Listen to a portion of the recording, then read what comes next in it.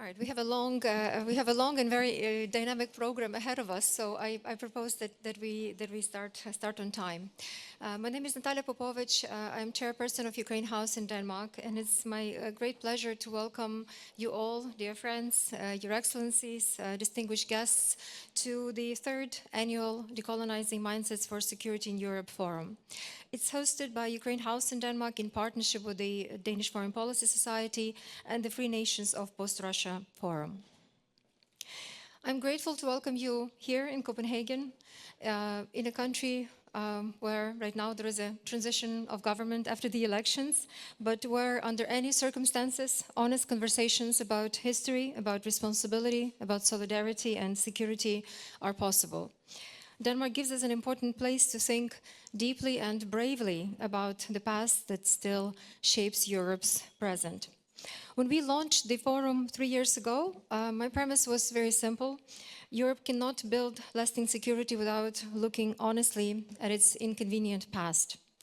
Every society has such past. We cannot change history, but we can decide whether we learn from it, or whether the same blind spots produce the same mistakes again. For Ukraine, decolonizing mindsets has always had a double meaning. First, it means understanding the role we and our history have played in the emergence of the Russian imperial project, and then what Russian and Soviet colonization, imperialization did to Ukrainians, to our language, to culture, to our elites, to institutions, to memory, and the sense of political possibilities. The trauma of both empires still affects Ukrainian society, but Ukraine's decolonization, decommunization, recovery of history, and insistence on our own subjectivity have always been major sources of our resilience. Second, unfortunately, it's not enough for Ukrainians to progress and to decolonize our own mindsets. We depend on others. And Europe also needs to decolonize its view not only of itself, but also of Russia. For too long, Russia has been seen as a nation state, which it has never truly been. It has been treated as a monolithic, indivisible, undefeatable empire, as if its imperial form were a permanent geopolitical fact rather than historical problem to be confronted. And this perception has obscured the realities of captive nations inside the Russian Federation, and systemic repression, forced Russification, economic extraction, and the criminalization of self-determination. So today, we have gathered powerful voices from Ukraine and from the captive nations of Russia, voices whose histories are too often erased, whose political aspirations are criminalized, and whose futures are still treated as a secondary to the imagined integrity of the Russian state. And that's why our today's conference is called Beyond Empire, Decolonizing Russia and Rethinking Responsibility. We will ask important questions: what responsibility means for Russian opposition movements, Western policymakers, European institutions, and expert civil society, and all of us who claim to care about freedom and security. We will ask whether supporting Russian civil society is enough if it does not include support for decolonization. We will ask what a post-imperial future could look like, not as a fantasy, but as a strategic necessity. And it will also ask what Europe must unlearn. Because decolonizing mindsets is not only about correcting language, it is about actually correcting policies, because wrong assessments of the past lead to wrong decisions in the present. And optics are not neutral. How we see Russia shapes how we respond to Russia. If we see Russia as an unavoidable empire, we'll try to accommodate it. If we see it as a misunderstood great power, we try to reassure it, which has been done with, in case of Ukrainians, 20 rounds of consecutive sanctions instead of one swift, catastrophic blow. And if we see it as a fragile state that must be destabilized, then we will, not be protecting its imperial continuity. So I want to really thank our partners, the Danish Foreign Policy Society and the Free Nations of Post-Russia Forum, my fellow moderators and colleagues for today, Charlotte Flindt Pedersen, and I will pass the floor now to Oleg Magaletskyi from the Free Nations of Post-Russia Forum, who will say the opening remarks. Unfortunately, Oleg wasn't able to join us in person, but his colleague Taras Byk from the Decolonization NGO will lead instead of Oleg Magaletskyi the panel discussion, and will introduce the work of Decolonization NGO. And I want to thank really deeply all of our speakers who have come from different countries here to challenge and to inform us. I also want to just make a note that if this forum does its job, we probably will leave today not entirely comfortable, because some of the maybe deep-rooted understandings will be challenged, and we will probably leave, I hope, with sharper questions, with clearer language, and with more curiosity to learn, but also a stronger sense of responsibility. Europe's security will remain fragile as long as Russian imperialism is treated as permanent geopolitical fact, and that's something that we need to address. So let's move with honesty and courage, and I'd like to pass the floor to Oleg Magaletskyi, who is joining us from Kyiv for his opening remarks.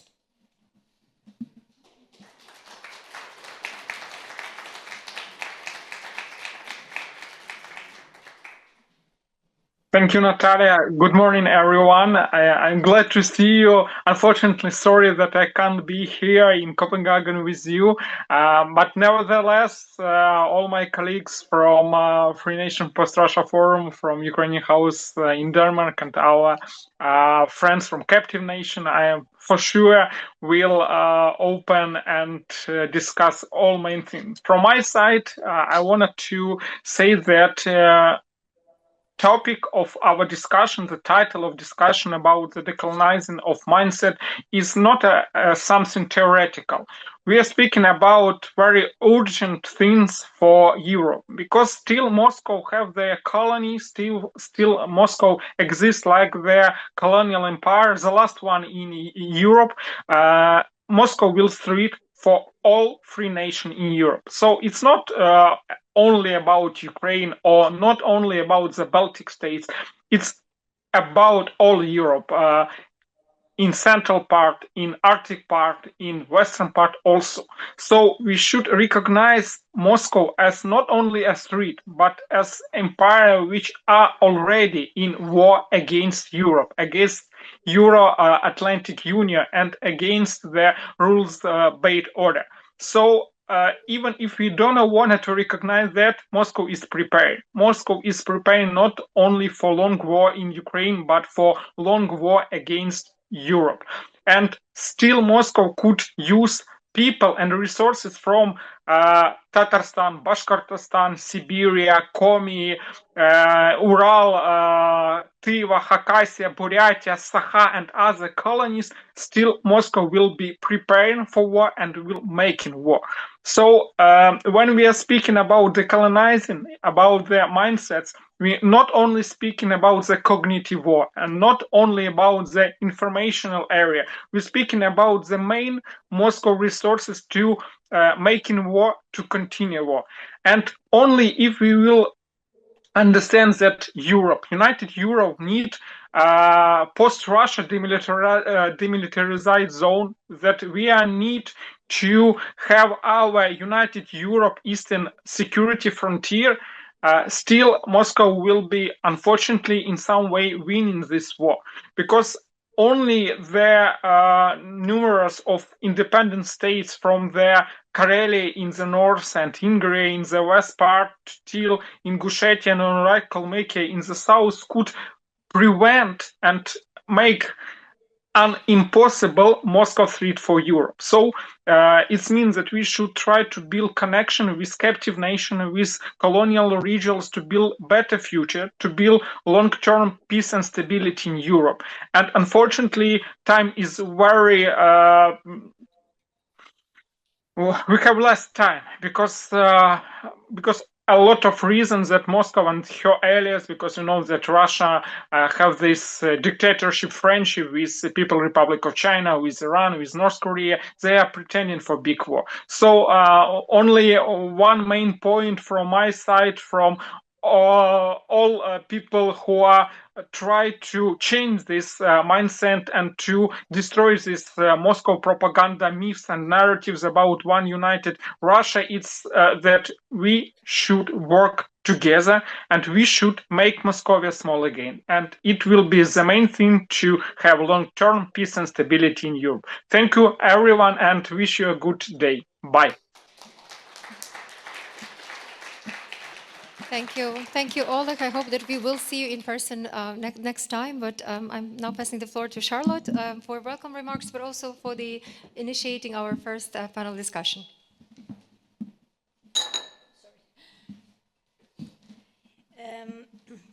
Yes, and great to see you all here. It's a very fascinating topic. It's a topic that I realized when I saw Ahmed Sakaev. It's something that I actually have been working on most of my life with Professor Helen Krag, and where we had a conference in St. Petersburg, which was at that time Leningrad.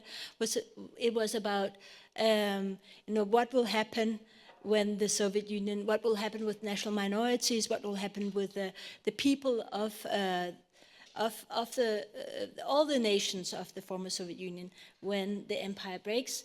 And so we're not finished with that discussion. We started it, so it's really fascinating to be here, and I really hope that we will have a very frank and very strong discussion, because it's time, as Oleg said. So since the dissolution of the Soviet Union, the absence of a strategic concept for dealing with the relationship with Russia has been glaringly absent in Denmark and the EU in general. At that time it was just Europe. European countries have hoped for years that economic cooperation was a way forward, Wandel durch Handel, or Handel durch Wandel, maybe, yeah. This means that we did not understand really what was going on in Russia and how the imperial mindset was present both during Yeltsin and was nurtured during Putin. At the same time, we have been equally slow to recognize how big a threat Russia actually poses, and therefore we have not developed a comprehensive strategy that takes into account militarily, political, culturally, economic resilience. Perhaps it's, as Nataliia said, there is uncertainty about how best to counter the country's changing and often unpredictable behavior. Or perhaps it's because it's too large, or maybe it's just easier not to engage. Maybe it's just wishful thinking.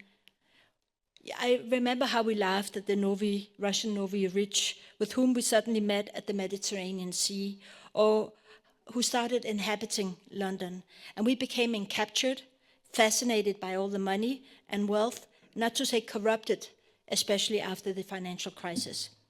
But we need to start thinking strategic and realistic. Part of the problem is also we have not agreed on what the goal actually should be.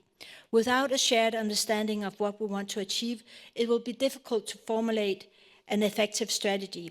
We need to understand that core nature of this Russian imperial mindset and how it's also manifested in ourselves in order to formulate an effective strategy. For this, we need to listen to those who knows the best, the people who have been subjugated into being imperial subjects, or those who are resisting this subjugation.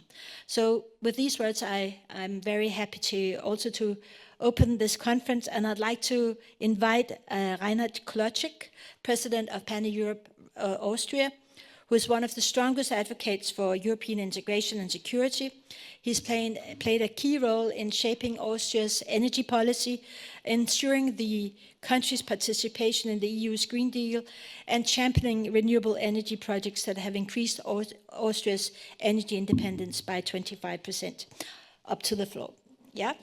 And I'd like to invite Arūnas Degutis, member of the European Parliament, from 2004 to 2009, a very important figure in Lithuania's post-Soviet resurgence, who was a signatory act of the re-establishment of the state of Lithuania and played a key role in restoring Lithuanian sovereignty.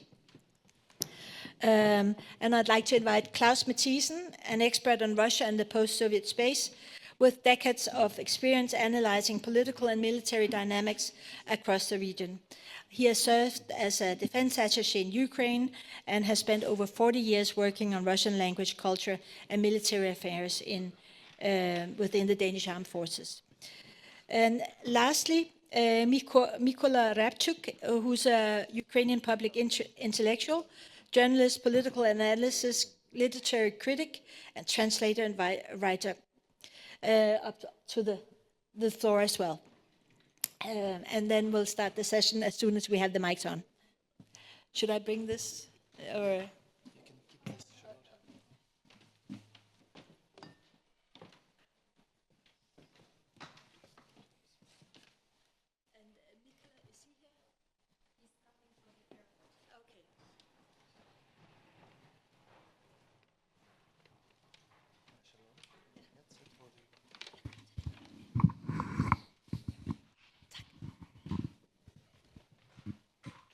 So the aim of this session is actually to explore the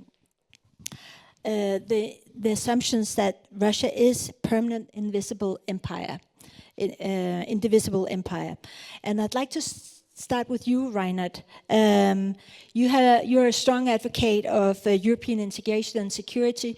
So what has, you could say, what has formed your thinking around both the European solidarity and how has the role of first the Soviet Union and later Russia actually formed your thinking in terms of defense and security? Like Austria is not a NATO member, and so is that a necessity? And what has actually formed your thinking on these things? Yeah, thank you for the invitation. Let me start with a small remark on the title, because it speaks about post-imperial reality. Russia has nothing to do with imperial. Imperial for me has something like dignity, like culture. Russia never had this kind of culture or dignity. It was always aggressive, expansive, and they had Potemkin, but this was just a facade.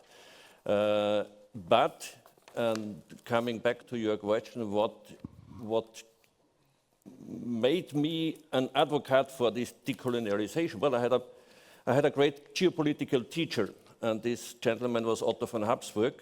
Some might have heard this name, as the family is connected with Austrian history for 600 and more years. And Otto von Habsburg was one of the politicians in the western part of Europe who was always speaking about the end of colonialization, and the last colonial empire we have is Russia. Even in the time of Soviet Union, he was speaking about that. So I learned from him that we have some job to do, and this Russia is an imperialistic, colonialistic power and will come to an end. It will happen, but we don't know when. The point is that Russia for us was always there. This was the education as far as I know from my education, but also from friends in other parts of Western Europe, it was always there. Whether it was the Tsar, or then the Soviet Union, or then the so-called Russian Federation. So-called Russian Federation, it had nothing to do with a federation. It's a centralistic state, the opposite of federation. Yeah, so even in the name it is a lie. But this empire, this imperialistic power was always there. We did not talk about people living there. I grew up with Winnetou and other books I read as a boy and then a young man.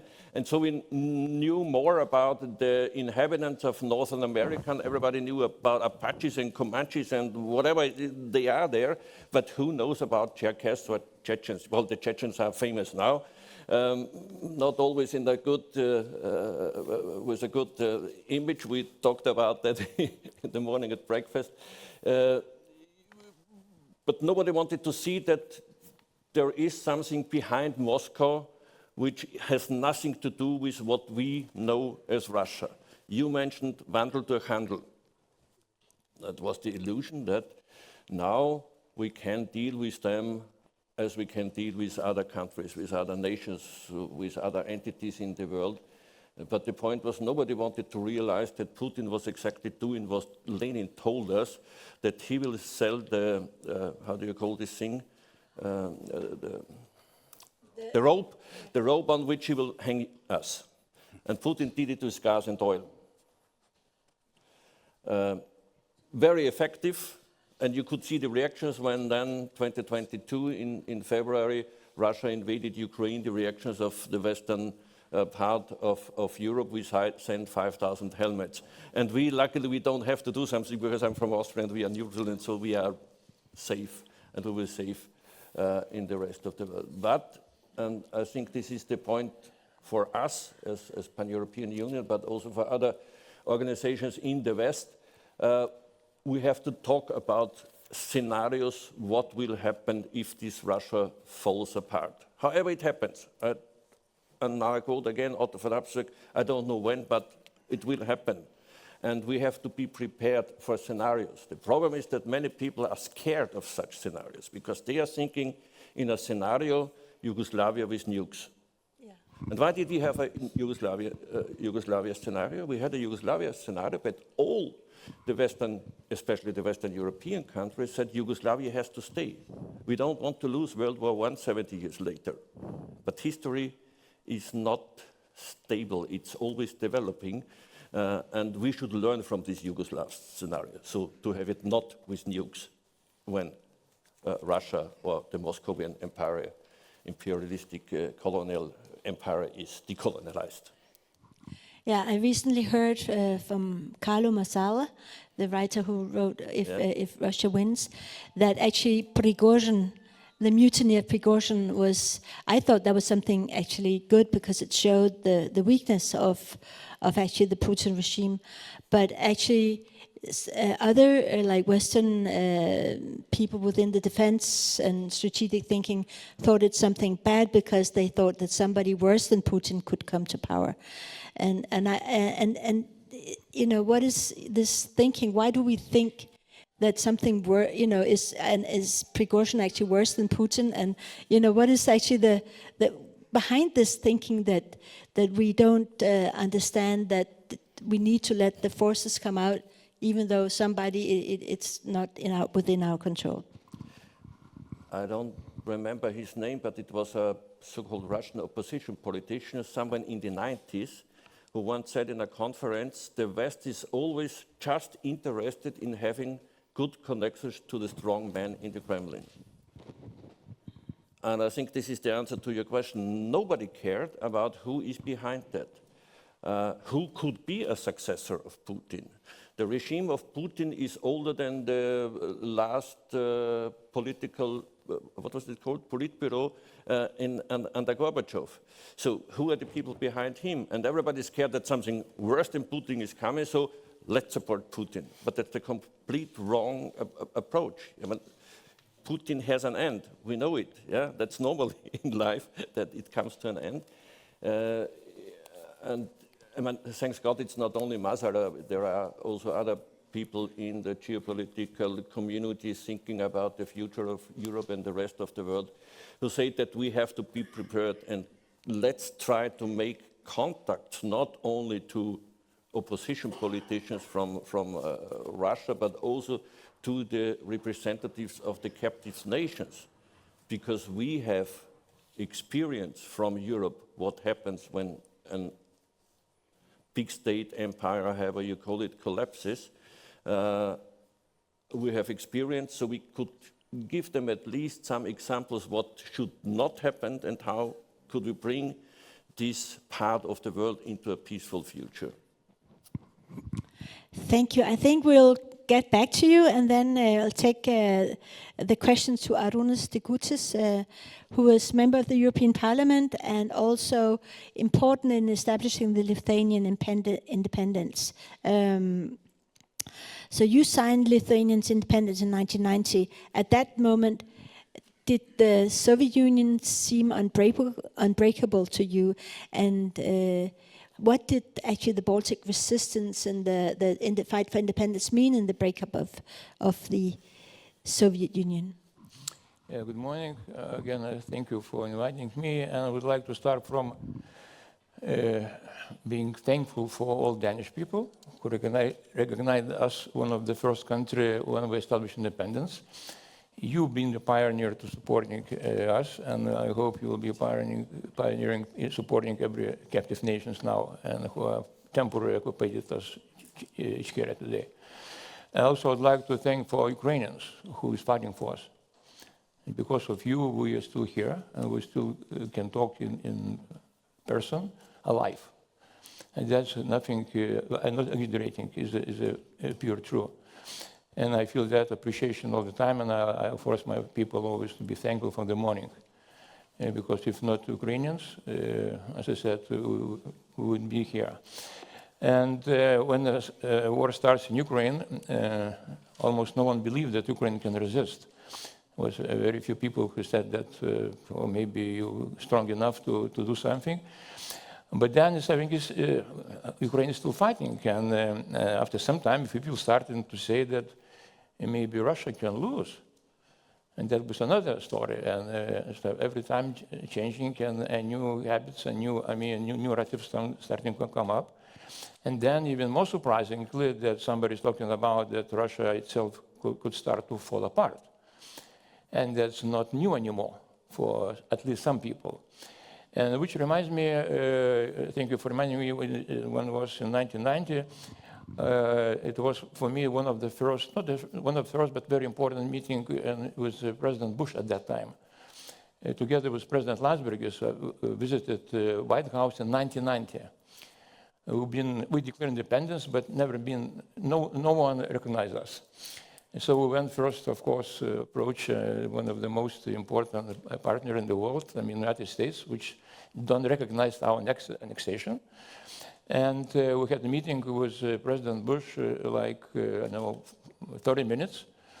And of course, they show respect for our courage, and they support this, in general, freedom, I mean, the struggle to live in another way. But behind that was another meeting, was Baker meets Shevardnadze. And this meeting continues almost 2 days. So it shows priority, who is the more important. The more important is to protect Soviet Union at that time. Protect for one of the main reasons, because Soviet Union has a nuke, it's a very big, unbeatable. We should be very cautious to deal with them. And that was the reality. And interesting that Bush, previously he was a director of CIA. And so that lack of information was going on in Europe, I mean in Soviet Union, it was amazing. And they never even didn't try to prepare for scenario B, what may happen if Soviet Union will collapse. And that reminds me even today. I mean, nobody's talking about today. What's going to happen if Russia will collapse? In the beginning, nobody believed it. No, it's not possible. And that because of Russia propaganda, they're always spreading two narratives, that Russia is too big to influence. It's like a geopolitical power. And another message that goes also that they're unpredictable, they're nervous, they don't care about people. That's partly true, they don't care about people at all. They don't care about own people. What about us? Another problem is, which we're facing, that Russia, as we understand, Russia simply cannot stop developing. That's the biggest difference between the empire in the good way and the bad way. They always trying to go to take over other resources, other human resources, territories, because in their genes, genes in political, but politically, they cannot stop. They're simply looking for another opportunity because their mindset always to expand in this way. Instead of making something good to invest in own country, own people, they're either stealing from somewhere else, providing us their own, pretending that it's originally Russian, and there are Russians in Russian language. Russians it's not known. It's Ruski. It's a bit very strange. They have no identity. All identities are stolen. Ruski, Buryat, Ruski, Tatar, Ruski, Russian Bolsheviks, Russian communists. There is something Russians, but not Russian as an entity. because they actually taking other territories and assimilating other people. With the never-ending wars, the number of people extending, I mean, and growing up, where from? Because they're taking other people and making them Russians. They stealing their identity and making them Russians, and start to, after 3 generations, those people start to feel as they're Russians and start to behave as Russians. And as I said, they will move further, despite the fact that we don't want, because they simply can't stop. They should move. In particular, now when Putin is in the corner, there are a whole industry, it's related to the militarization. There are so power works, I mean, so many jobs involved, so many people making fortune because of that. And around 600,000 people now involved in the war. What's going to happen is they will stop. Where they go, those people? They cannot go home because they will be, I mean, with PTSD syndrome, nobody knows what's going to happen. And this big problem for us now. And the idea is that the question now is very simple. What going to do now? What is the worst? We have two only scenarios, bad or worse. Which is better to maintain Russia as it is, or to try to change a bit if it's possible, and there is less and less chance and understanding it is possible, or let it to ruin, to split apart. And we don't know what's going to happen if they will ruin. But we know exactly what's going to happen if they will stay as it is. They will continue the war. So we should take a risk. Because we cannot go longer to this waiting for something worse, we're losing the time. The time is just because of Ukraine, we still have the time. So, and the end, I just want to read one small, was in 16th century, one was written in Latin language by a poet in Grand Duchy of Lithuania called Jonas Radvanas. When Moscow's people swept through the forest without roads, they came bringing fire and death into Lithuanian lands, were forced to face a brutal war against a ruthless force, one that does not believe in agreements, in truth or in law, but only in power and the bloodshed. So think of yourself. Do not hang over your homeland or your children to Moscow or to death. Stand up and defend Lithuania. So I want to say that we have to stand up and defend now Europe. So, Slava Ukraini.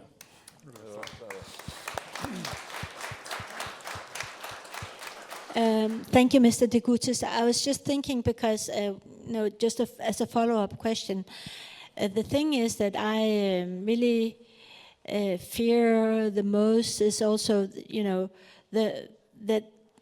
there will be an institutional collapse, even though maybe the institutions are aggressive and be an institutional collapse, there'll be a political collapse, but there's also the moral collapse of the whole Russian society, including the 20% who are not supporting Putin will be included in this. And I see this as a challenge that I even can't comprehend, because it's a challenge that goes from the Baltic Sea to the Pacific Sea and the others, and it's a challenge that encompasses enormous landmass. So I agree that the fact that we don't have any strategic thinking, that we try to avoid thinking about it because of the enormity of it. But do you have sort of any small ideas, somebody who knows better than from experience, from history? So how can we actually, especially face this moral challenge, that the fact that there's this moral collapse of the people? I know that the intellectuals in Moscow or the liberals are discussing, are we guilty? Are we not guilty? Could we have done anything? To what degree are we guilty of what's going on? But how do we actually face this? How do we, after the Second World War, we had a defeat in Germany, and there has been a process of reconciliation and recognition, and maybe so how do we actually help them recognize the gravity of what's being done? I think we have to understand Russians that for their good is to change from the scratch. There is this partly called the semi-pregnancy method doesn't work. Either to take birth or not to take. So they have to understand that for their good, for their future, they should do something and to lose this, to forget this identity of imperialistic approach. First of all, and also from our side, of course, we don't want any war. So when we're talking about in our society, we have to show our resilience and to show the price for the possible aggressor. Of course, we cannot defeat Russia, but we can show the price if they will come to our land. So no one knows what's going to happen and what should be done, because in history I cannot imagine if somebody now can repeat what happened to Nazi Germany, with all allies come together and beat them to their scratch. Because I don't believe in this. I believe there is something changes from inside. Because we are not ready to do something. We have to just to grow our military, but in order to deter and not allow them to come to our soil. But I believe only that everything may happen if we start to help some other people, like these captive nations, to stand up, to understand their identity, to train them, to support them, to show how Russia everything is steal from them, and to return. Because we did also, we protect, because we've been happy, because we have only 50 years of occupation. But no one knows what's going to happen. We'll have 200 years of occupation. I'm very cautious. I think it will be the same situation now as people who doesn't know they're Russians or they're Sakha representative. So this question is open, but I know that one way we have to take a risk. Because as it stays now, it's not like Putin, it's a system behind, it's an attitude of this imperialistic attitude. It doesn't matter, Putin or somebody else, is a changing rhetoric and changing approach, but everything stays the same as used to be already 600 years. And now just a clarification of one of the things that you, I think, also said. As far as I understand, when you say, the Ruski terminology is that it's the identity of the Russian nation, or what you call it, is actually a hollow identity. It's an identity that has only one identity, being an empire. Yeah, but interesting, instead of looking for identity, they start to manipulate with these identities. They're trying to implement other tools in this information warfare, or to consolidate their own. Now they became like a Russian Christian, like a Russian Christian. Used to be Russian Bolshevik and Russian communist, now Russian. They just nothing else behind. They just still want to expand. They want to take over somebody else's belongings and trying to find something identity, but not to just stop and to do something good, but to make problems to others. So they have always enough power, resources just to be one of the best countries in the world. But they chose another way to make us worse than them. To conquer, to destroy, to blackmail, and that's the way how they're competing to the world. I mean, it's anything, it's upside down. Thank you. Now I'll turn to Klaus Mathisen. Do you see Russia as a strong nation state? Is Russia's war against Ukraine a sign of strength, or is it born out of weakness? Oh yeah, that's a good question. But I think one of the most important things which we have to realize in the West, because we have many strange ideas about Russia, is that Russia is definitely not the Soviet Union when it comes to power and influence. That is one of the main misunderstandings, which I think also had led to the policy of trying to appease Russia, because Russia is very strong and it's very dangerous, and we can't conquer or we can beat Russia anyway. Russia, I would say, is maybe in general about 20% the power, has about 20% of the power of the Soviet Union system. Economically, militarily, and politically, you can discuss how much Russia has today. But what I think Russia really has is a kind of strong tradition of imperial thinking. And what I also think is obvious is that Russia never really stopped thinking in that way. Because if you look at what happened in Russia, when we're speaking about decolonization, I think we're speaking about three different, let's say, levels, or at least three different levels of decolonization. We have the decolonization of the Soviet Empire, which started from 89 to 91, and which, in my eyes, still hasn't finished. It is still going on.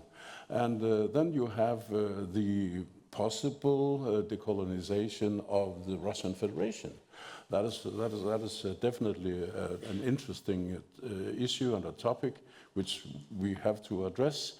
There are voices saying that we can only have a sustainable peace when decolonization of the Russian Federation has been fulfilled one way or another.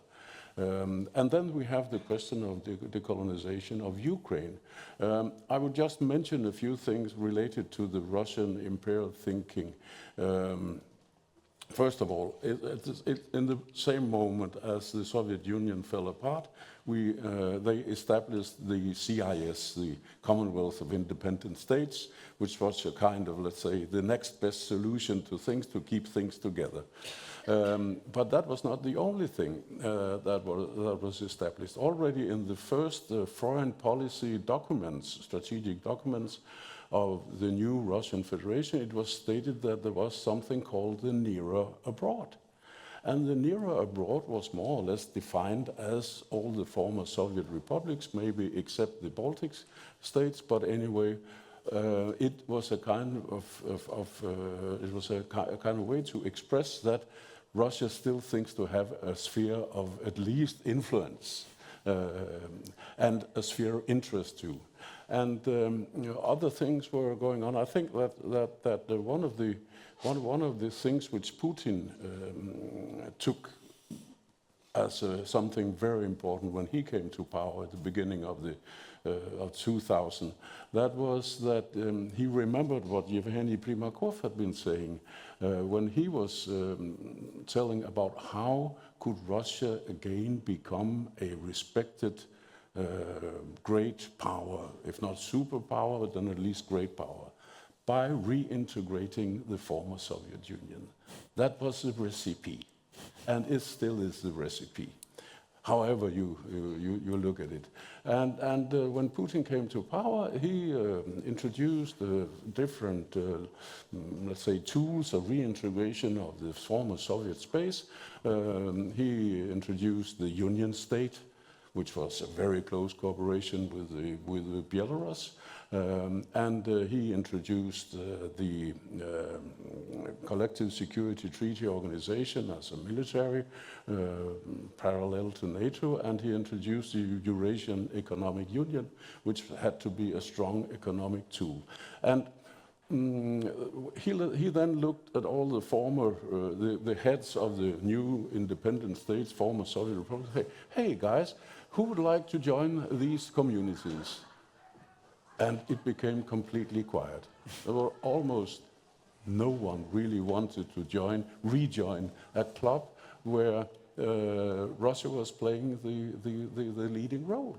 I mean, Belarus said yes, Armenia said yes. In Central Asia, Kazakhstan and Kyrgyzstan agreed to join the economic cooperation, and Tajikistan, which was neighboring to Afghanistan, agreed to join the military cooperation, the Collective Security Treaty Organization. And this is where Ukraine comes in as something extremely important to Russia. To Russian, I think it was, to Russian imperial thinking. Because Ukraine had about 45 million inhabitants. It had a very well-educated population. It had a very fairly good infrastructure, fairly good industry.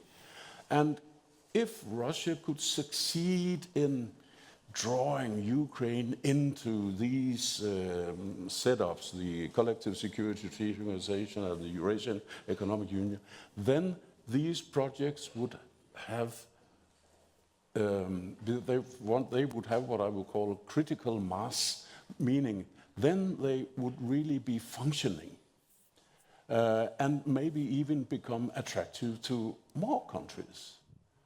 And what happened in 2013 and 14 was that Ukraine showed that that was not what Ukraine really wanted to do.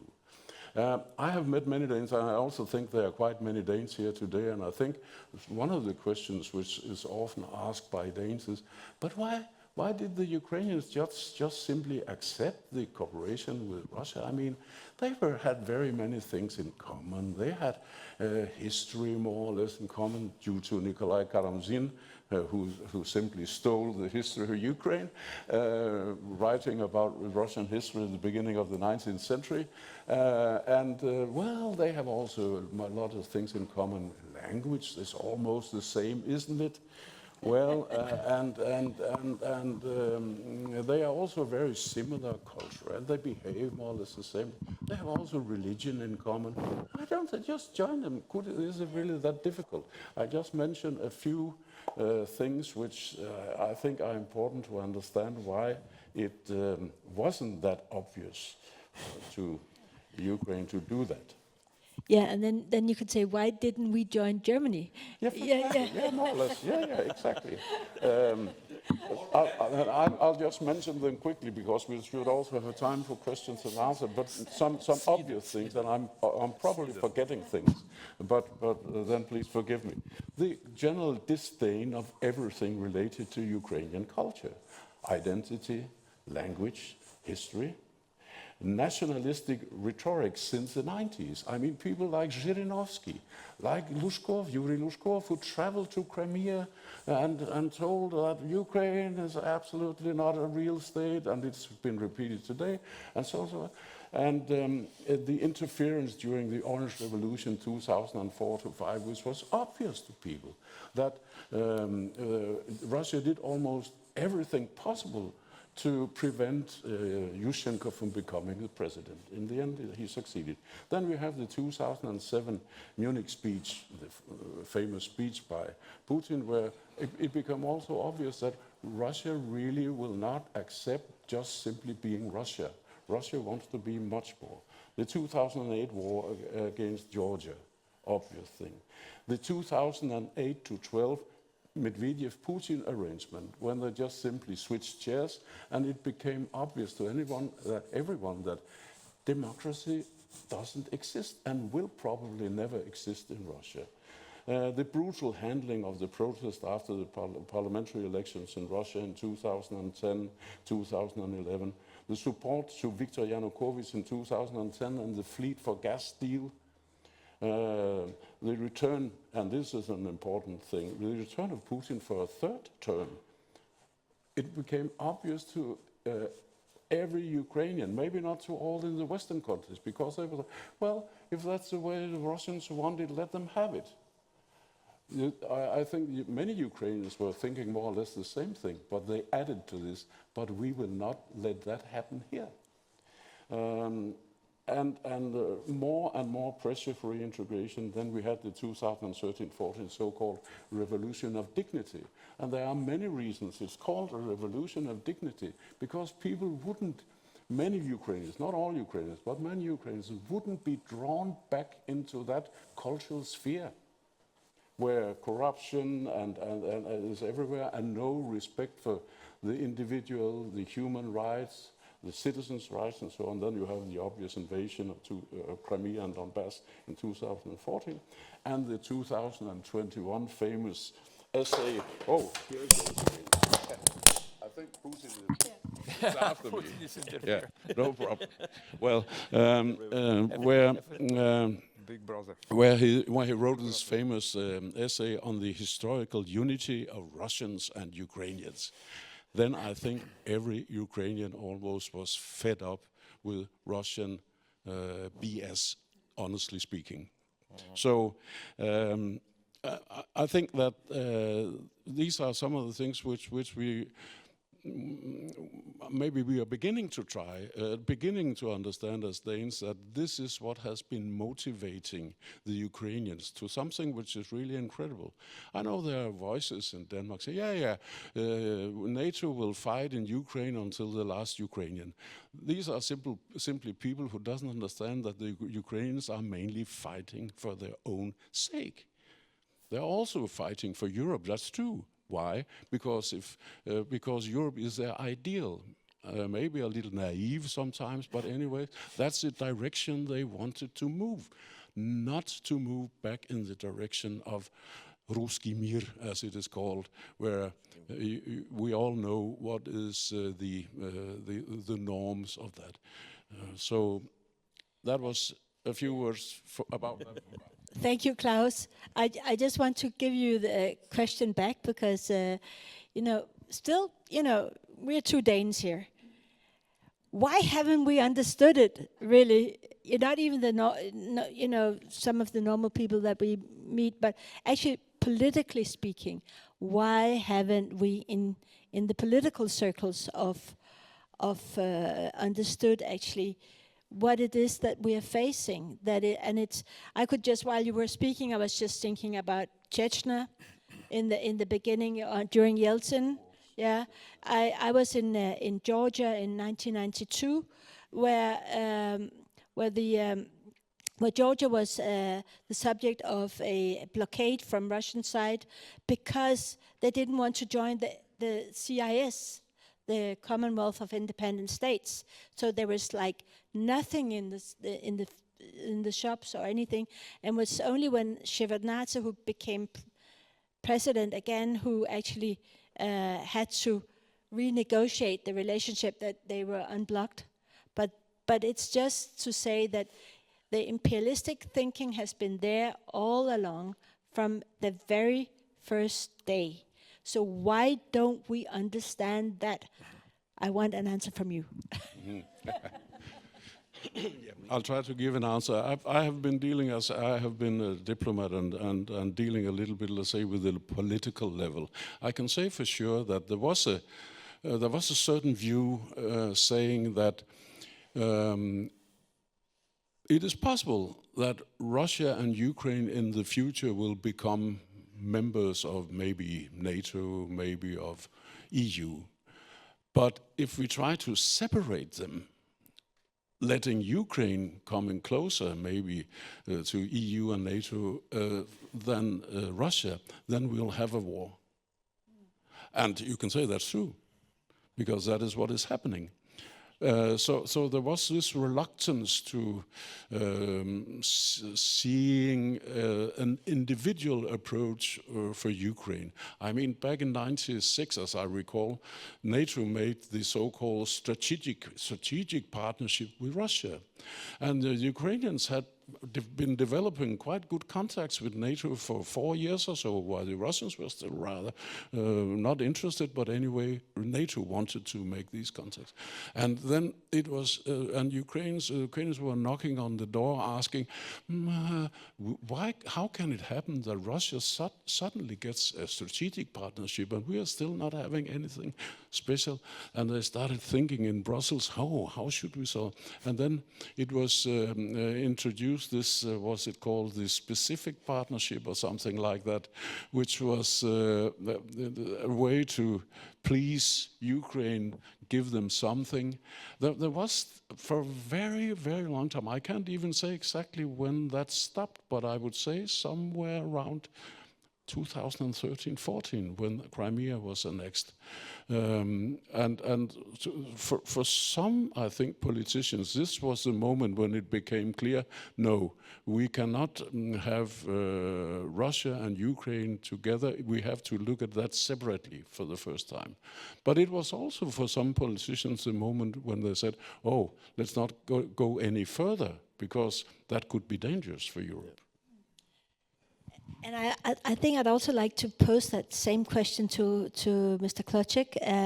So why has it taken so long? The evidence has been clear actually from the very first day, from when the war in Chechnya, the first war in Chechnya started. Also the slow withdrawal from the Baltic states of the Russian military. There's the blocking of Georgia when they didn't want to become member of the CIA. Why have we been so slow to understand actually this imperial nature and the way we deal with it as Europe, as politicians in Europe, or in strategizing about it?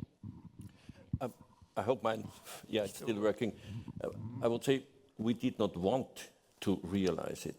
We were living in the illusion of eternal peace after 1989, 1991. So now Wandel durch Handel again, which started before, but now we could go into normal relations and peaceful thinking. We had the UN Charter, no aggression against other countries. So now the ideology of expansive communism is gone, and so we live in peace for the rest of our lives and the grandchildren and grandchildren. And because of this thinking, we did not realize or could not realize that the thinking in Moscow is completely different. This did not change in the, I don't know how many centuries back, and will not change in the future as long as it does not happen what happened with Nazi Germany in 45 when it was defeated. Only when it was defeated, it could develop a new culture. And I think that's also a message for what's now going on between Russia and against Ukraine. Only if Russia is defeated, there is a chance to change the mentality in this state. But I also know that Austria has had very many relations with Russia. Not only politically, but also in trade and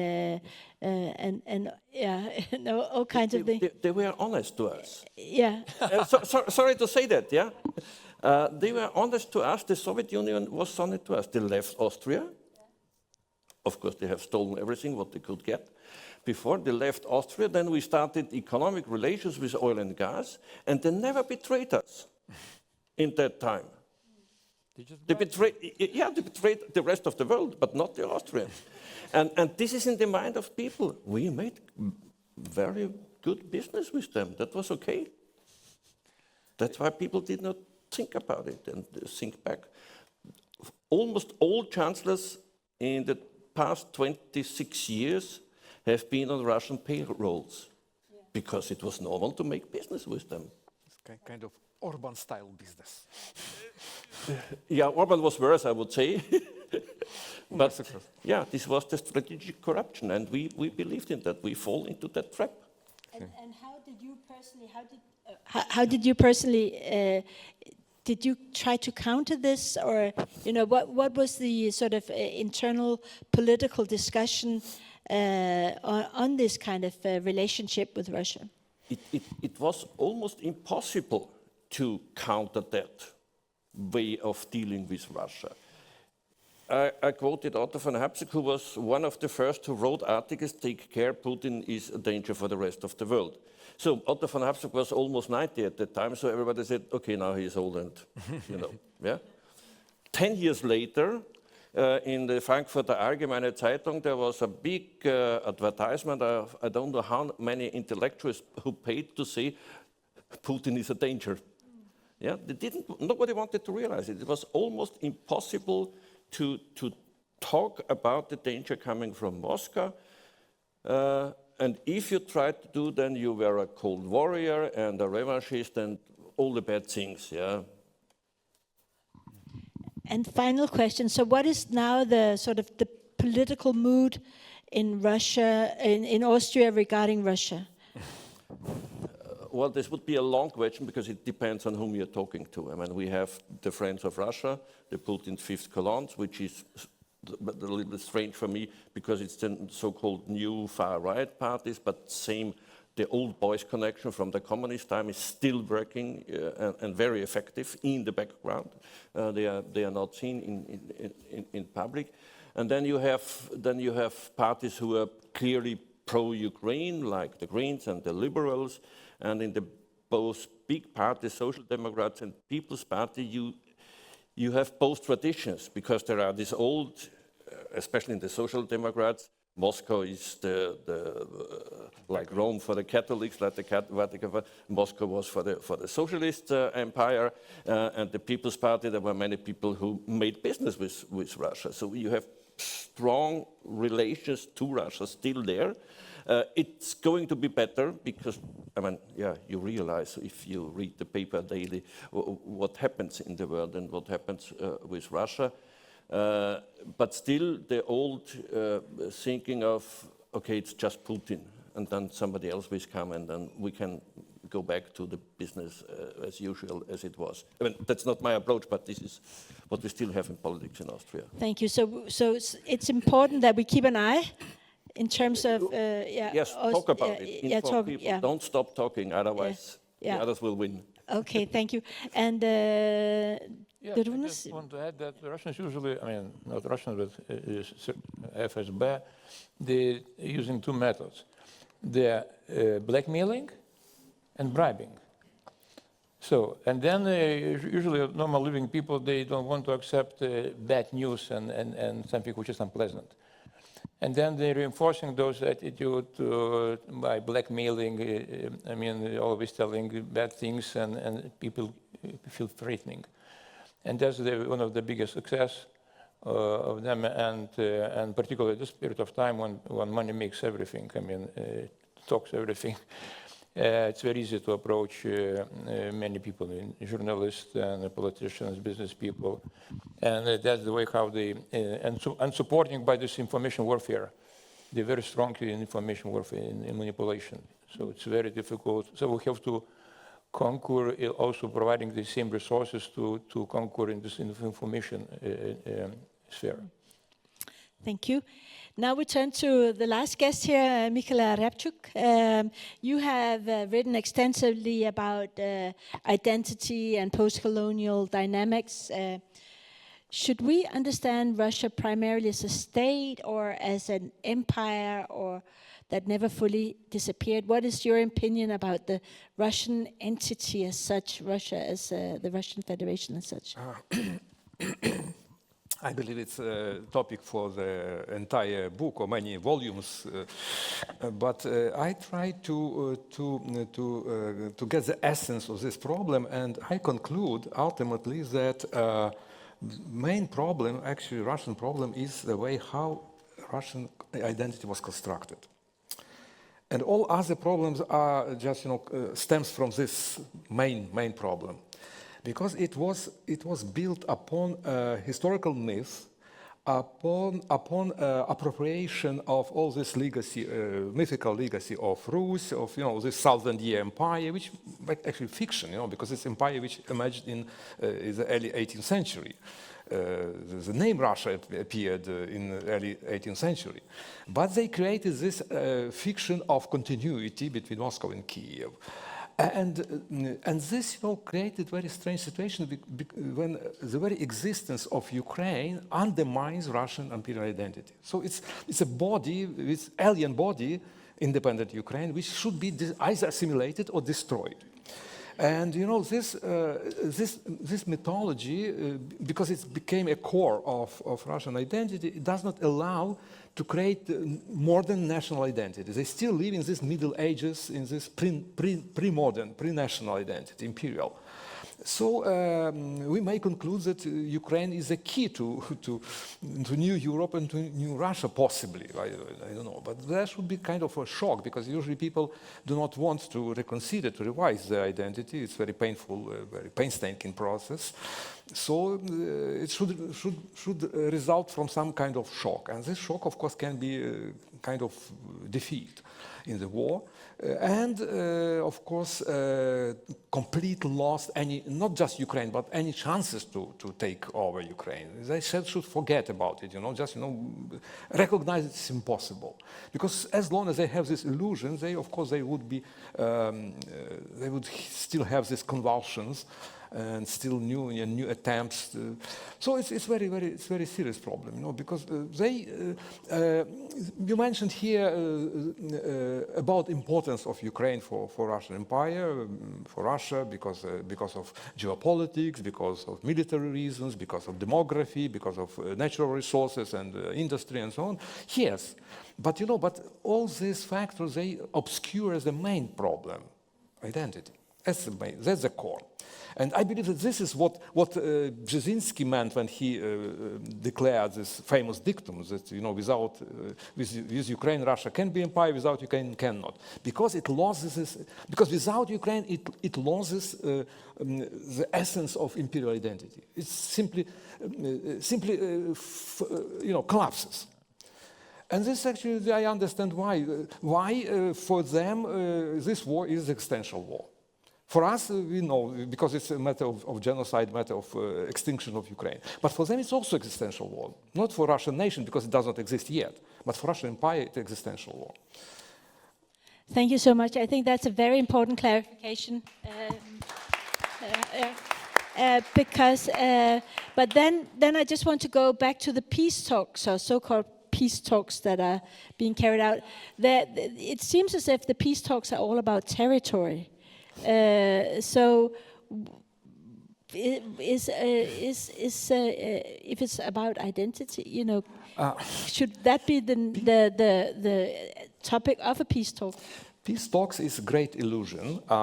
It's another part of Putin's special operation. There are no peace talks. There is smoke screen, which main goal of this smoke screen is just to detract attention and to win more time to advance, because they still hope to advance, and to appease American government, to prevent further sanctions, kind of punishment and so on. This is just this is a play. This is absolutely theater. But they quite successfully do it, and generally I argue that Russian main power, you mentioned here blackmail and bribery. I would say also bluff. There are three B. Bluff is also great achievement of Russia. And their main power is power of narrative. They are very skillful in producing narratives, and to disperse them, to distribute, to implement in people's minds, and to exploit this, this narrative. Starting from this historical mythology, because it laid ground for build up. As long as they have this myth about 1,000-year-old Russia, about brotherhood of three nations, and so on, of course, it's easy to produce all other narratives, because people are very, very perceptible to this. It's very, So I feel that we have to fight, first of all, to fight these narratives. They are very dangerous, very toxic, because all historical myths can be dangerous. But in the Russian case, they are not revised, because all the nations have some sort of invented traditions, myths. You can go to Romania and find out she-wolves with Romul and Rem in every town, because they are heirs of ancient Rome. But they don't have this ambition to rebuild ancient Rome with a center in Romania, to take all these possessions of ancient Rome, to gather Roman lands, luckily. Because Russia is unique in this regard, because there is no revision, no questioning of imperial legacy. All empires are ugly. All empires produce this imperial truth, so to say, imperial knowledge. But in France, in the United Kingdom, in America, there is very powerful movement, very powerful intellectual movement which questions this myth, criticizes this myth, revisions them. Nothing like this happens in Russia. That's the main problem. And this is our goal to question this mythology, to undermine it. Because as long as it's thriving, as long as we hear all these stories about, commonality or Ukrainians, Russians, Ukrainians did not know Russians, or Muscovites actually, they don't know Russians, Muscovites until the 18th century. They couldn't understand each other. Languages were quite different.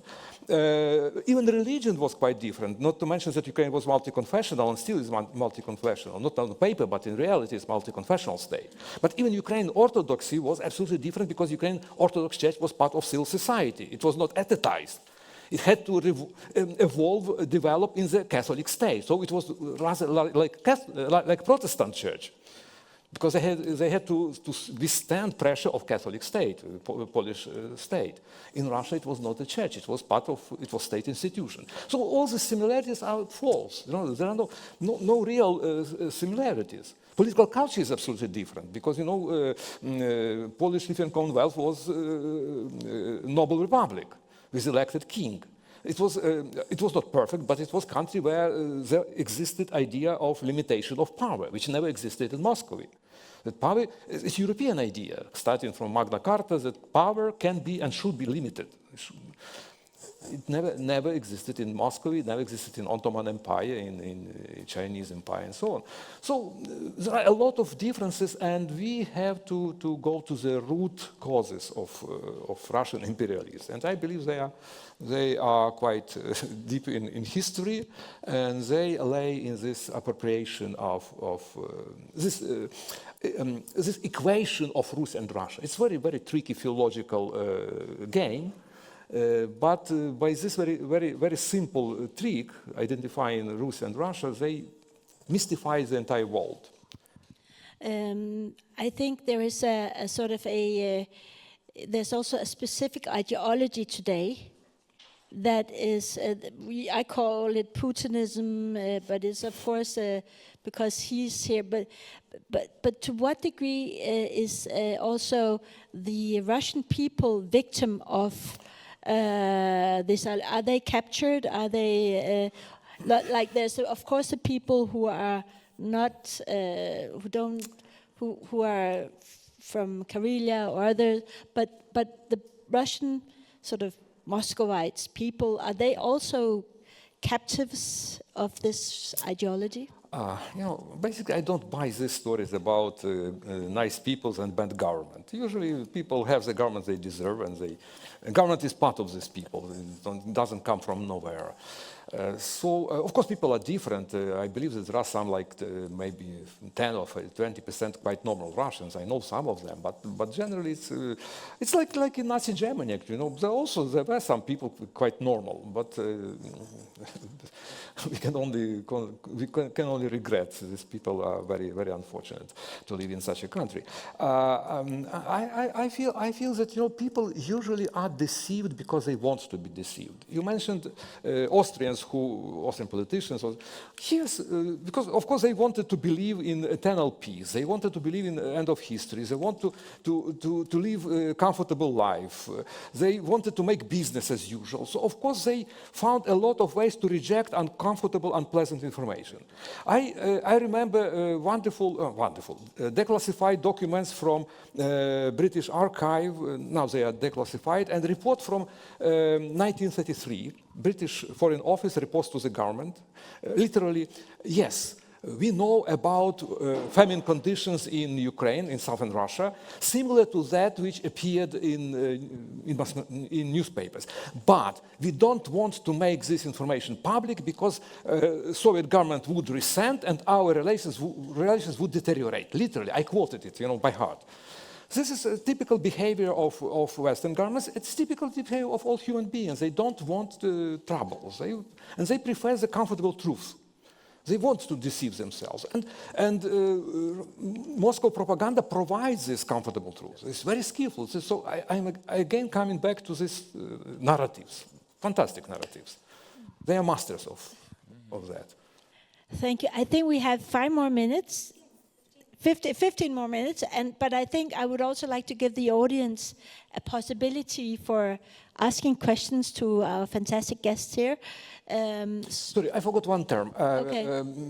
These narratives in our regions, they have very good name. Chutzpah. Huspa.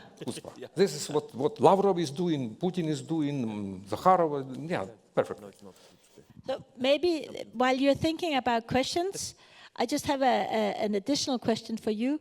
To what degree is the sort of the thinking in the security services?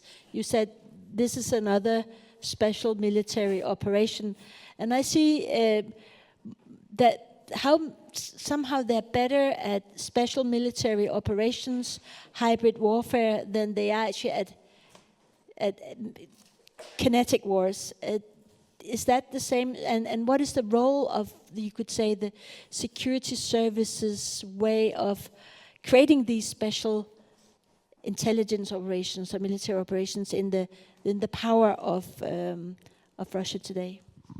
Well, I believe that after collapse of the Soviet Union, security services, KGB primarily, remains the only unbroken organization. You know, when all institutions collapsed, the network of these old boys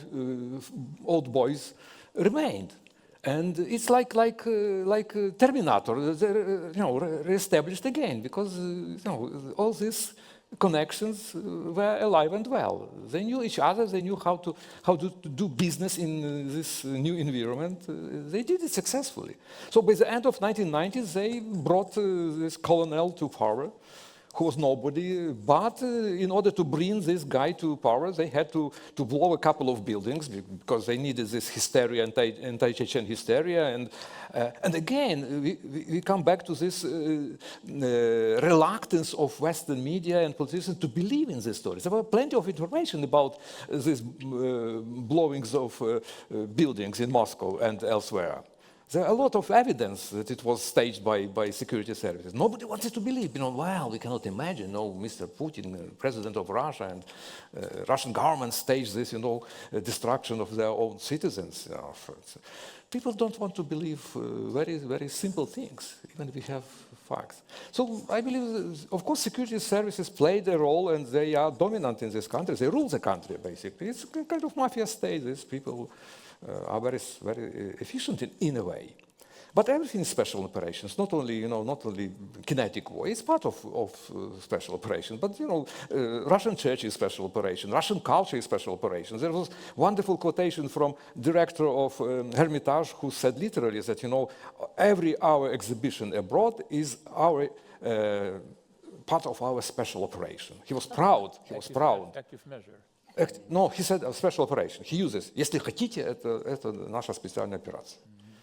Well, even though Hermitage is not Russian institution, it's basically a collection of foreign art, of European art. But nonetheless, but because it's showed abroad, it's Russian flag. It's Russian show window, Russian pride. They know how to instrumentalize everything. Church, religion, culture, sport. It's another issue. So we would have a long day talk. Thank you so much. Yes, Mr. Sakaev. Thank you very much for everybody who have been here and participated in this very important conference. I have one question, please, for everybody. What do you think during the First Chechen War, 1992-1994, when Russia started full aggression against Chechen independent country, did Western world mistake when they ignored this Chechen tragedy? If they did mistake, what should be done now to fix that? Thank you.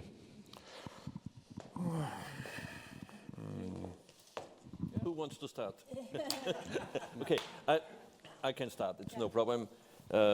Only a few days ago, we had this third anniversary of the assassination of Djokhar Dudayev, your first president.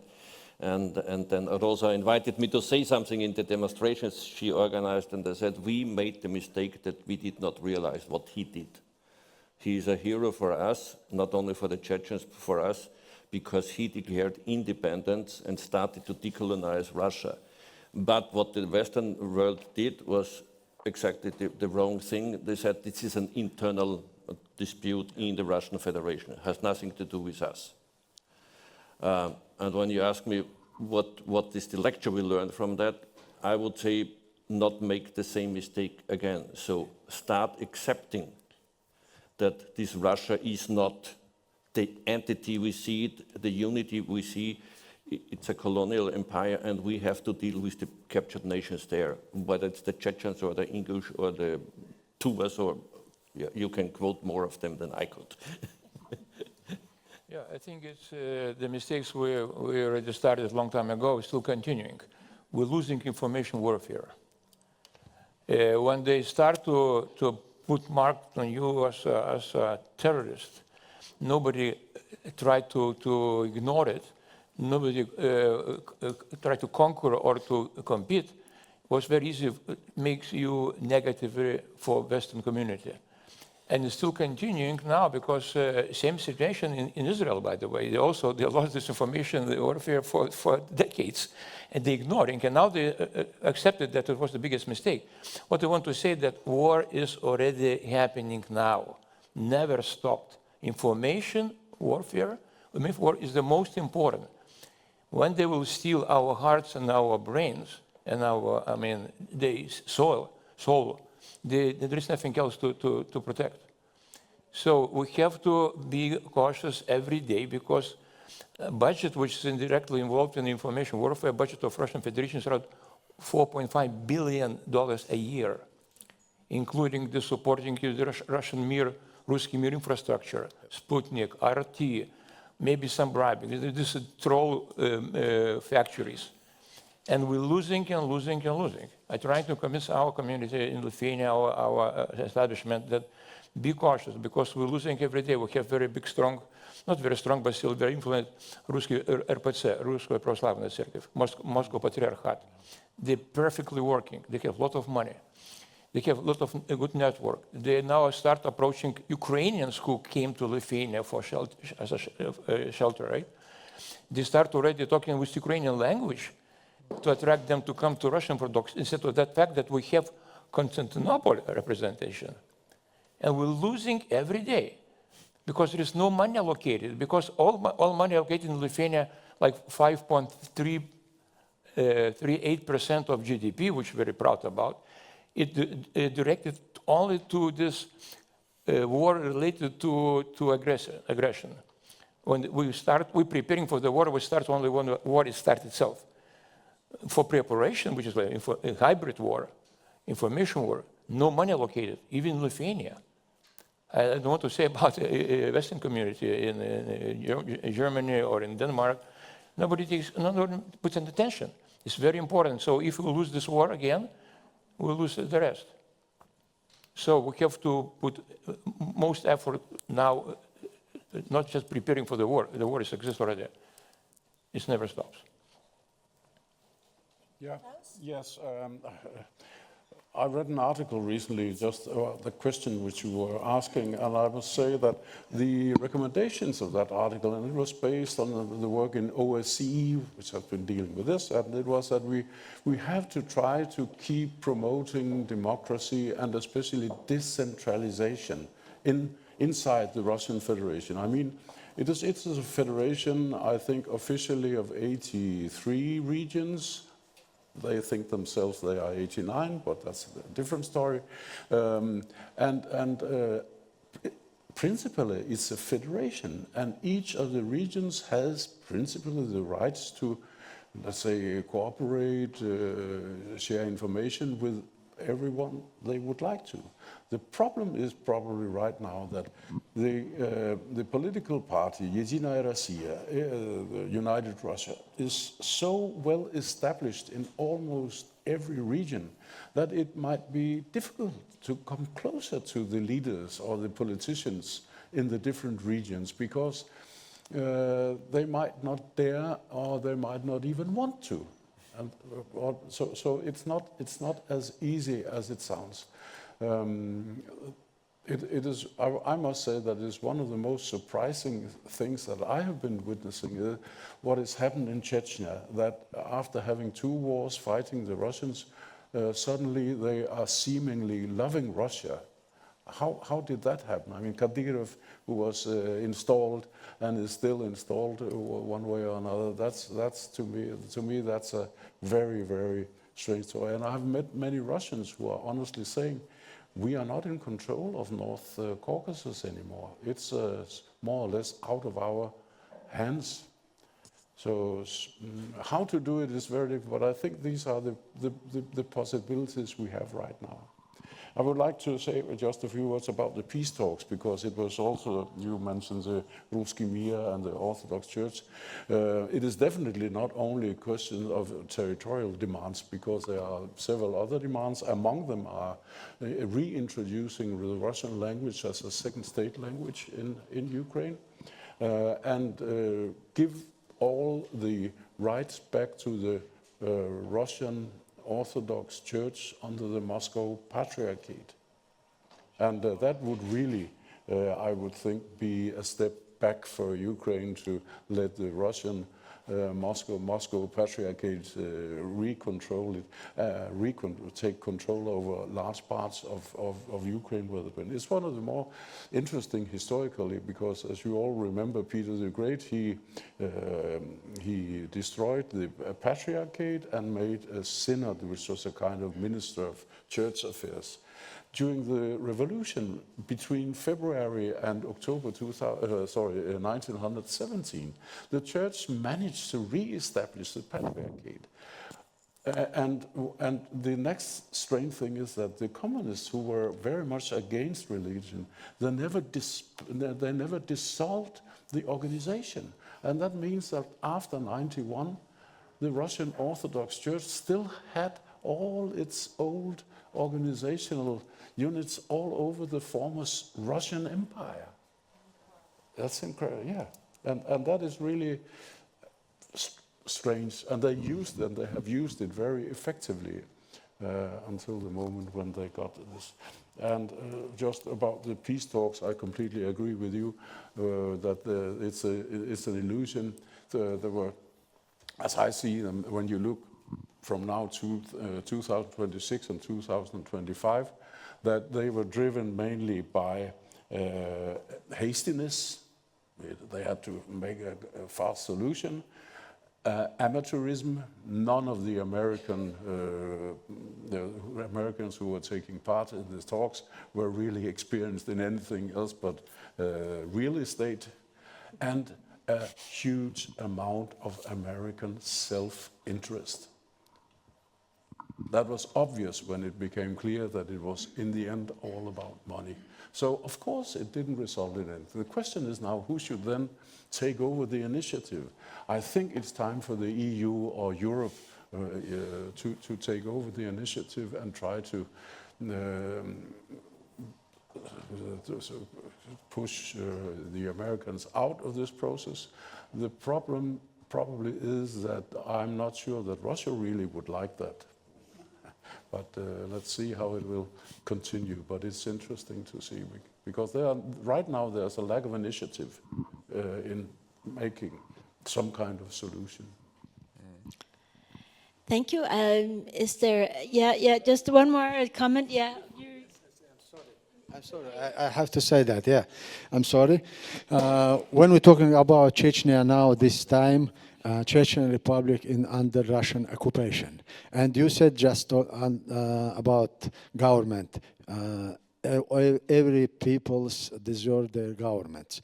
Chechen government now, it's occupation regime, and it's not Chechen people's will. And other thing, what happened now with Chechens?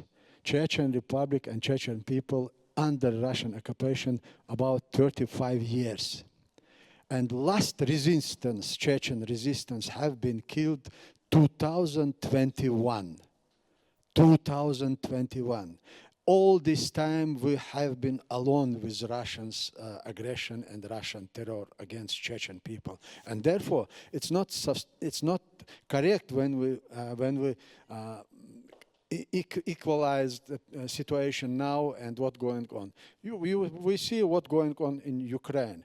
All world help to Ukraine. And I am in Ukraine now, and I know how difficult to Chechen, to Ukrainian peoples to stay against Russian aggression. And therefore, yes, you will see, we have three etaps of our history against Russian occupation. First, after Caucasian War, we re-established our country 1917 years.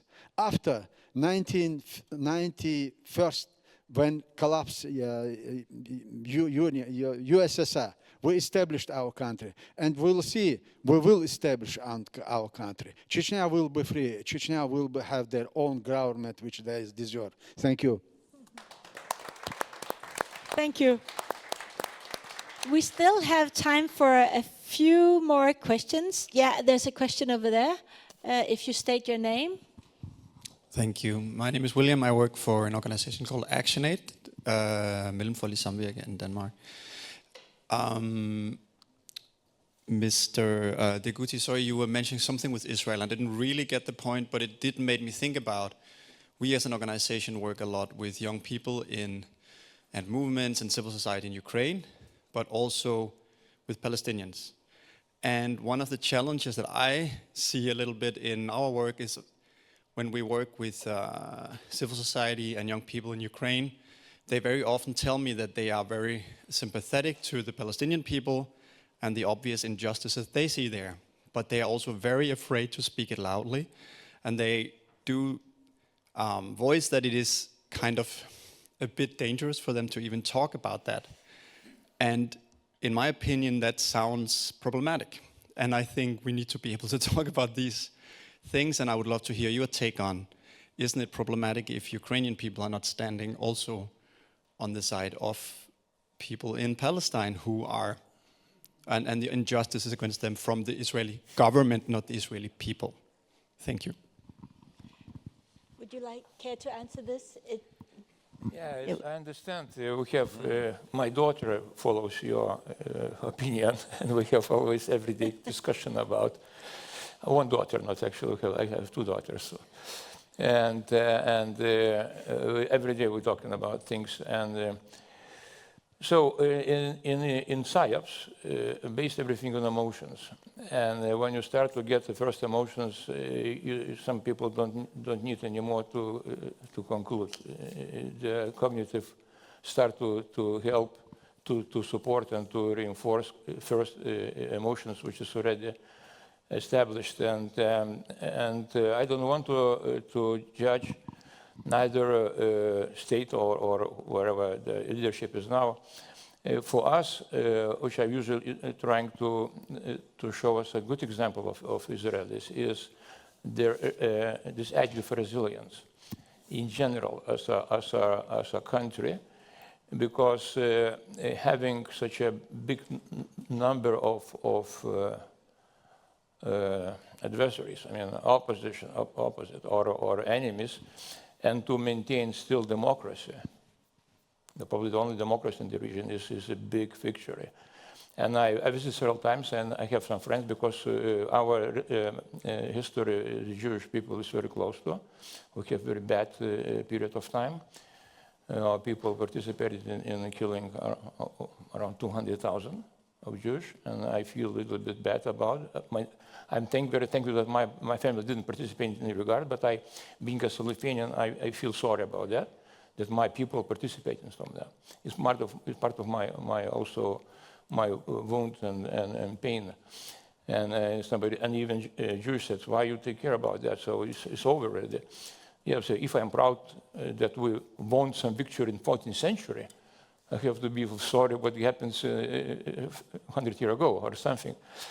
So, and it's a very difficult question for me, but I always show as an example of resilience of, and can you imagine, even during the war, they've been before the war started now, they've been number 5 the happiest people as a nation in the world by poll.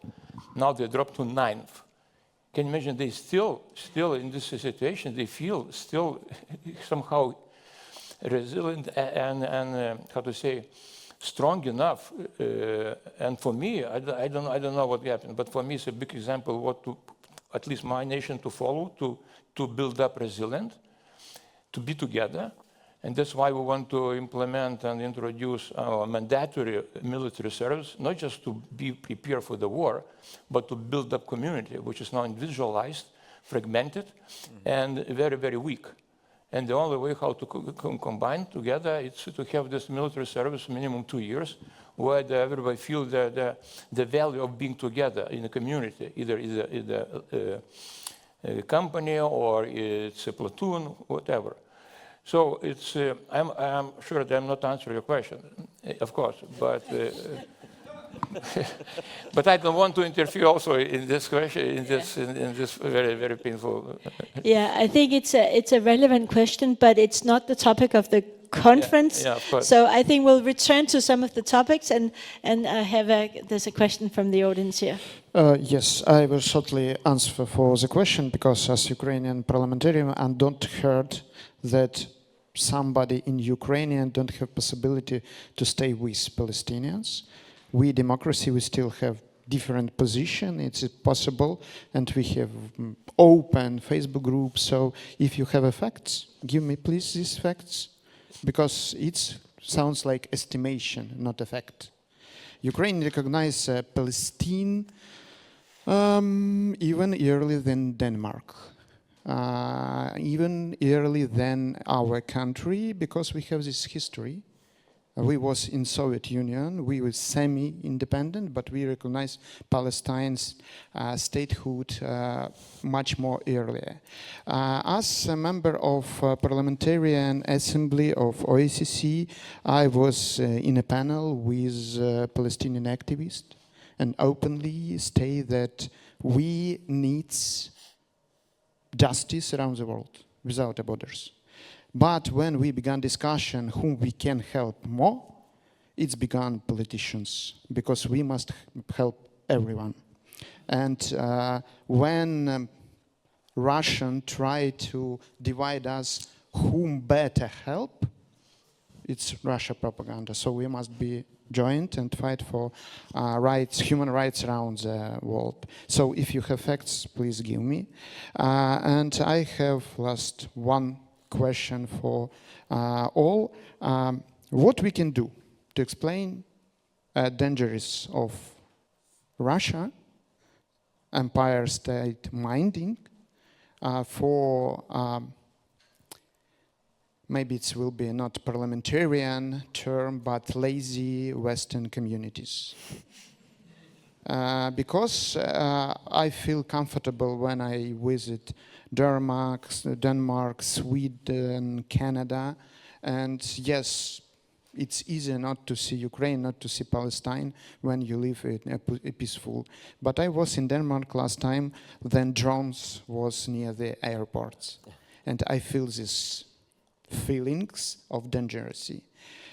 Does only Russia can push Westerns things about dangerous, or we can be more oldest, more maybe solid, and began to prepare to next war, because next war never happened when we prepared for that.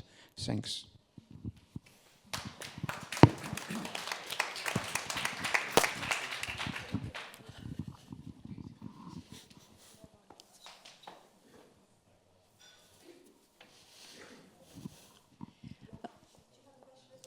Yep. Yeah, before the... Thank you for mentioning in your in the beginning. My name is Johannes Andersen, by the way. In the beginning, you mentioned the need for us also to decolonize in some way. It goes both ways. And I think Denmark has been very good in resisting both Russian and German pressure in upholding the decision to what do you call it, to let the Nord Stream 2 pipeline operate. Yeah, Denmark was able to stall that decision for about a year or something, which turned out to be a crucial year in some years ago. Yeah, but we're not able to stop. Was it Danish the newspaper Politiken, I think yesterday, mentioned 270 something huge tanker ships with Russian oil sailing through our straits and not even attempting stopping them. I know about the history, about the Øresundstoll and the international waters in Denmark and so on and so forth. But there has also been exemptions. So maybe we also need to decolonize in Denmark and start to build on our own experience of strength, as we did with the stalling of the Nord Stream 2, and actually try to stop the Russian ships financing the war. What do you say about that colonization perspective? Thank you.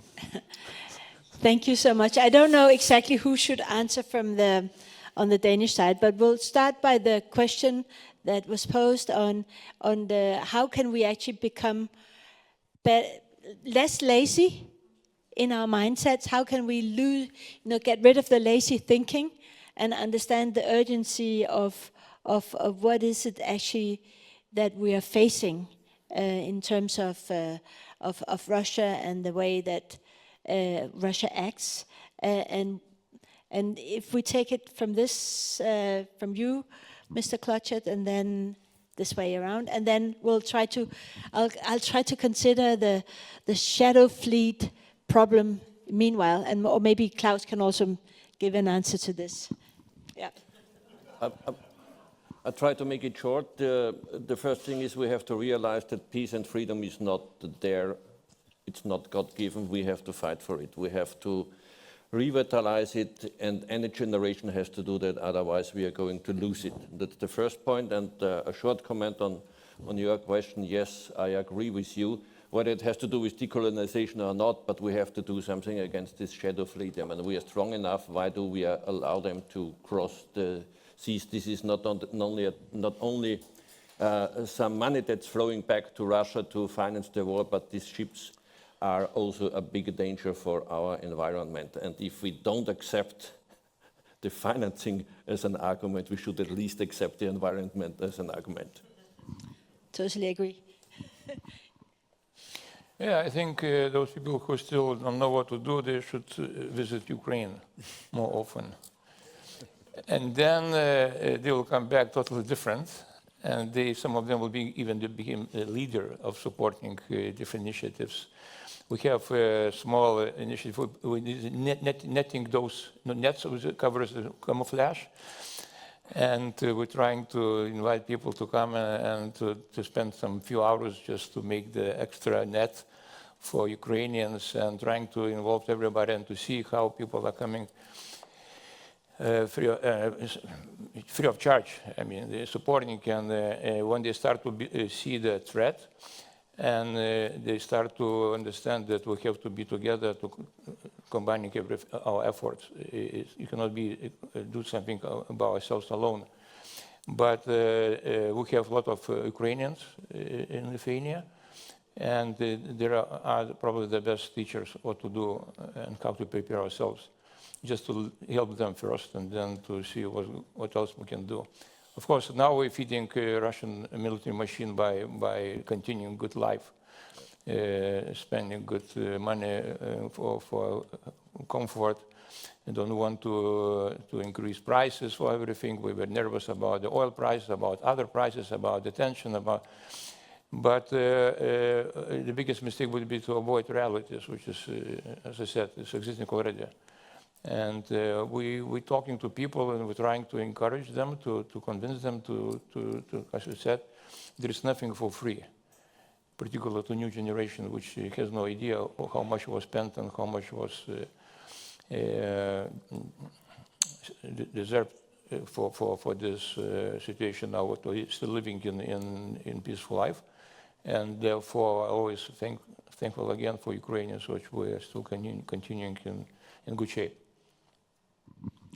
Thank you. And Klaus, what do you Yes, first of all, I would like to say that there are really things going on in Denmark, and things are changing. But you also have to be aware that, just to mention one thing, we have had peace in Denmark for 75 years. So it's very difficult to change people's mind, to make them think differently, to make them think of war even as a possibility. It's not that easy as it sounds. And I think you also all have noted that the political discussions in Denmark, first of all, there's a very strong feeling for supporting Ukraine and the war in Ukraine. But there's also people in Denmark who are saying that we have a government who is governing by fear. It's a very popular view in some circles, at least, to say. And they are mentioning the coronavirus crisis. No, there was nothing at all. It was just bluff, and they just wanted to earn money on the vaccines and all that stuff. We have we have a government who just simply try to make us feel that things are dangerous to stay in power. And it sounds silly in my eyes, especially looking at what is really going on in the world. But that is still a tendency. But we have really raised the funding of the armed forces on one side, and we are also now having a much more conscription. We have conscription for men and for women, and we are prolonging it for 11 months and so on. So we are really now trying to, let's say, see the realities. But you also have to respect, at least, that realities are seen differently. They are. Sometimes it depends from your point of view where you are. And for example, we have been discussing the imperial thinking in Russia right now. I don't really think that any one of us can say exactly what is the amount of imperial thinking in Russia. I think we can all agree, yes, it is there. It would be silly to say it isn't there, because it is. But to which extent, how far is Russia willing to go to realize its imperial, let's say, ambitions and so on and so forth? But one thing is for sure. If we can prevent Russia from getting in control of Ukraine, even Russians like Alexander Dugin have been saying that then Russia will never become an empire. And I think we should listen to that. Whatever we think are the intentions or the possibilities, make Ukraine safe, make Ukraine make its own decisions, its democracy, and so on. And then Russia will probably never become an imperial threat to the rest of the world or the rest of Europe. Thank you. And did you have any... And the oil thing, I forgot about that because I didn't really know what to say about that. Well, I have a feeling that you are right, that there are countries like Sweden which are more active in this respect. I think that the Danish government is fearing the reciprocity. Because Sweden is not as large a, what do we call it? Maritime nation as Denmark is. We have some 10% of the total amount of maritime transportation around the world. And I think it's fear of reciprocity that is keeping the Danes a little bit on a cautious position regarding this. That's my best guess. I will just take a small derogation as my role as moderator, just to tell you a small story. Like the other week, there was the discussions in the EU Council on whether Ukraine should get full or special membership of EU. And I was asked on television 2 to comment this.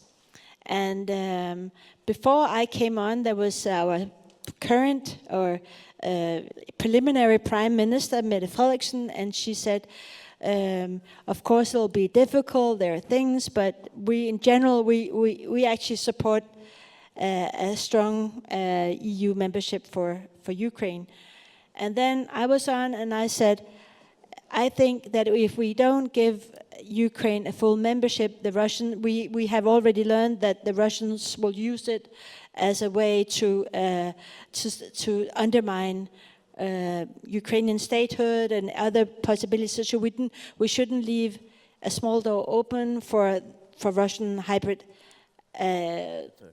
movements, and we should give them full membership. And yeah, so well, you know, this was on television. It was maybe a bit more than I normally would say in that sense, but 2 minutes after, I got an email from a man, Robert, somebody, and he said, you know, now it's the housewives who are running Danish foreign policy.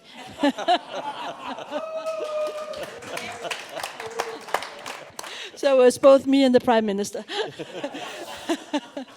So there's this, it's a way to silence people. You get these emails.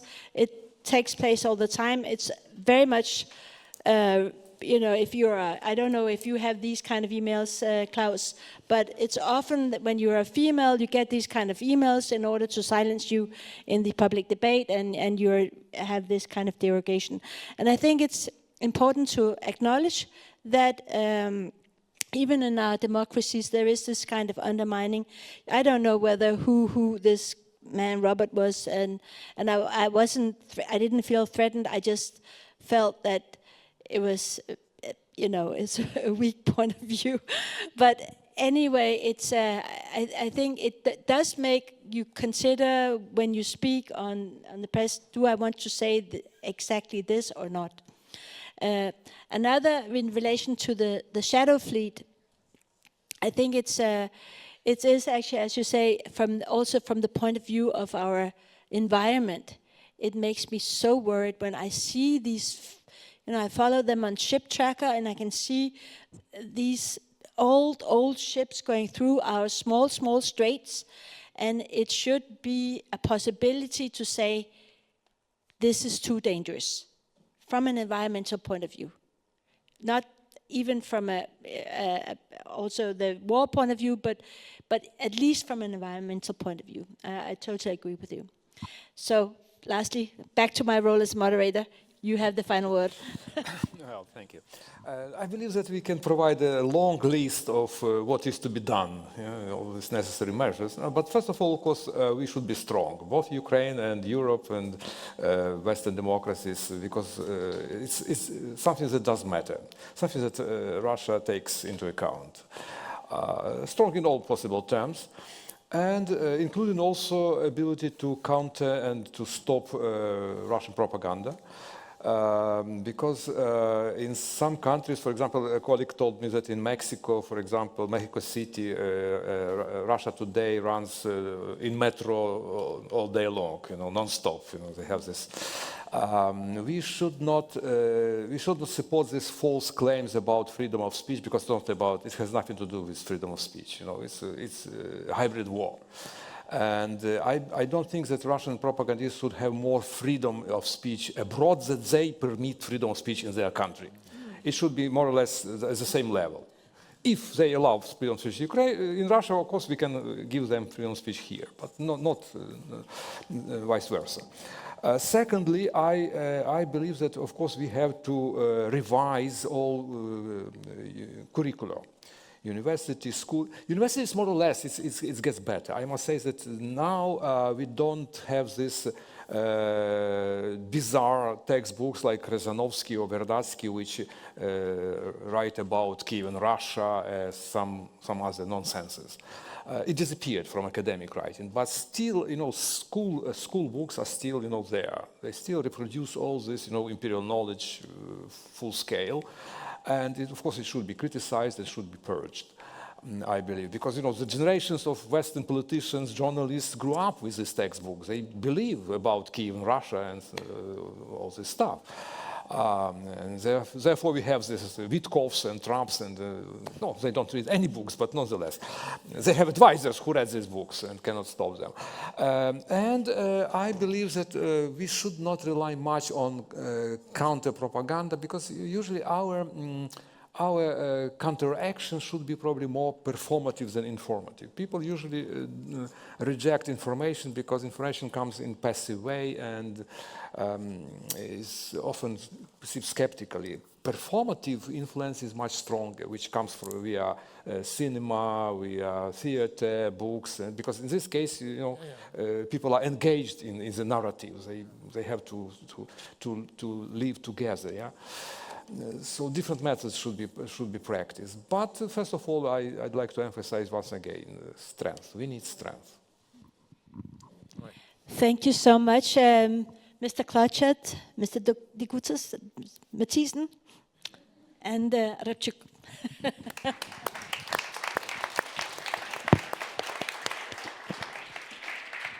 Thank you all, and thank you, Charlotte. I think actually just to finish on this almost joke that you shared at the end, maybe the Robert who wrote to you is a brother or a friend of this CEO of Rheinmetall in Germany, who thought that, you know, the drones are made by Ukrainian housewives, and now in Ukraine we say that every Ukrainian housewife can be the CEO of Rheinmetall. So there is a reciprocity in that. Thank you so much for this brilliant discussion, and I hope that you all leave it with some concrete action items. We will be back in about 30 minutes. So let's do 12:45. You can already feel the aroma of smorgasbord and good coffee. So please take a break, and then let's be back, because we're going to be discussing justice with President Zakayev and other speakers on the panel, talk about Russia's accountability. So thank you very much again.